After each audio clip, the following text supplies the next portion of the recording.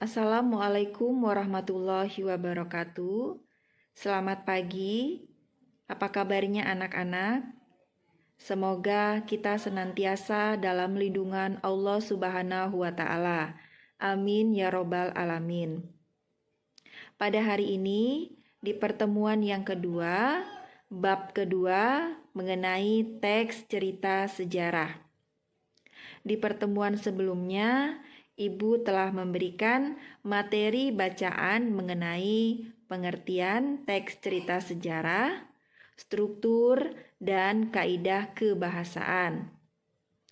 Berbicara mengenai teks cerita sejarah, Indonesia mengalami banyak sejarah yang penting.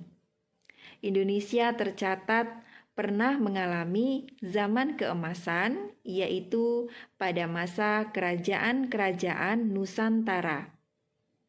Pada saat itu, penjajah Eropa mulai datang ke Indonesia.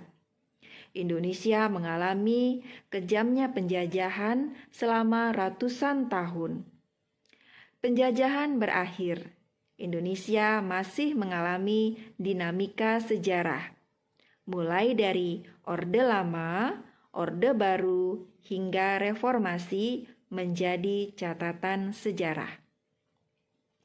Nah, anak-anakku, untuk media pembelajaran yang menarik untuk dibaca oleh kalangan siswa dalam memahami teks cerita sejarah, yaitu dalam bentuk novel sejarah. Oleh karena itu, pada bab kedua ini, materi akan dikhususkan mengenai novel sejarah. Apa itu novel sejarah? Novel sejarah adalah narasi yang berisi catatan sejarah. Ada beberapa unsur yang terkandung, yaitu ada nama tokoh, nama tempat, urutan waktu, serta urutan peristiwa. Lalu, ciri-ciri novel sejarah atau teks cerita sejarah yaitu 1. Menampilkan latar masa lampau, 2. Disajikan secara kronologis, 3. Berbentuk cerita ulang, 4. Menggunakan konjungsi temporal, 5. Peristiwa berupa fakta. Anak-anakku, novel sejarah atau teks cerita sejarah memiliki struktur. Sama dengan teks-teks yang lain, tentu memiliki struktur. Nah, struktur teks cerita sejarah atau struktur teks novel sejarah yaitu 1. Orientasi atau pengenalan situasi cerita. 2. Pengungkapan peristiwa. 3. Menuju konflik atau rising action. 4.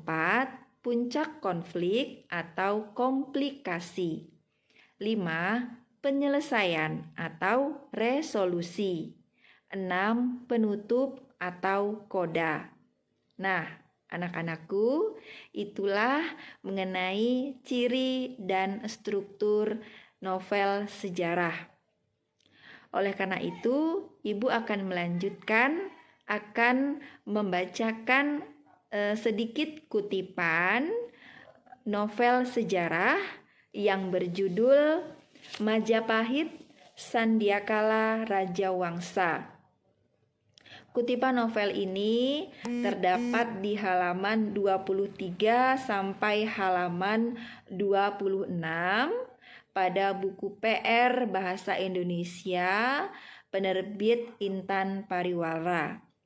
Oleh karena itu, Ibu meminta kepada kalian yang di rumah untuk membaca kutipan novel tersebut secara lengkap dari penerbit Intan Pariwara.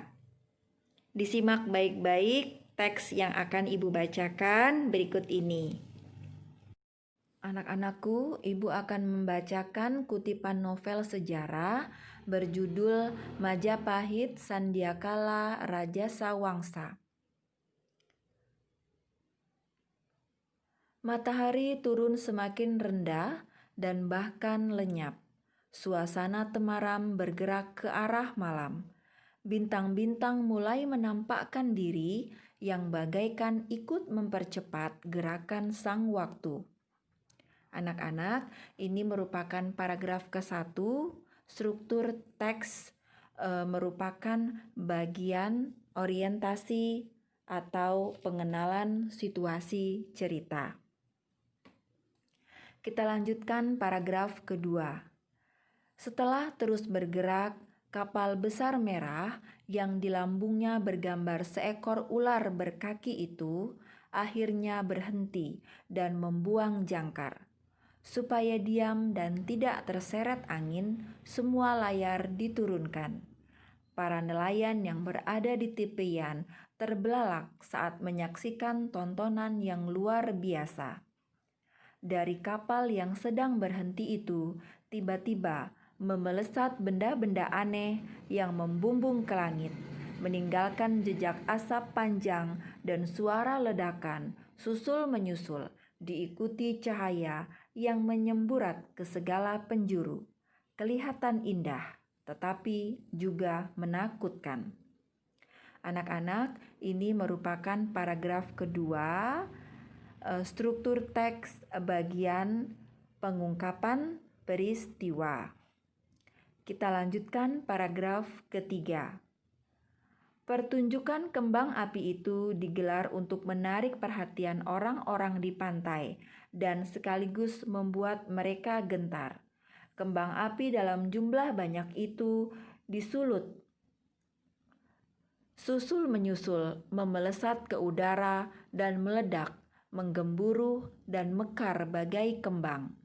Apa yang diinginkan orang-orang dalam kapal itu terpenuhi karena pertunjukan dahsyat itu mampu menyita perhatian. Tidak hanya dari pesisir Gresik, bahkan dari pedalaman di ketinggian bukit-bukit, penduduk terkaget-kaget dan berhamburan menyaksikan sejalan mekarnya rasa penasaran, bahkan ketakutan. "Apa itu?" teriak mereka sejadi-jadinya. "Lihat, lihat! Wah, apa itu?" tambah yang lain lagi. Anak-anak, ini merupakan paragraf ketiga. Struktur teks masih bagian pengungkapan peristiwa. Kita lanjutkan paragraf keempat.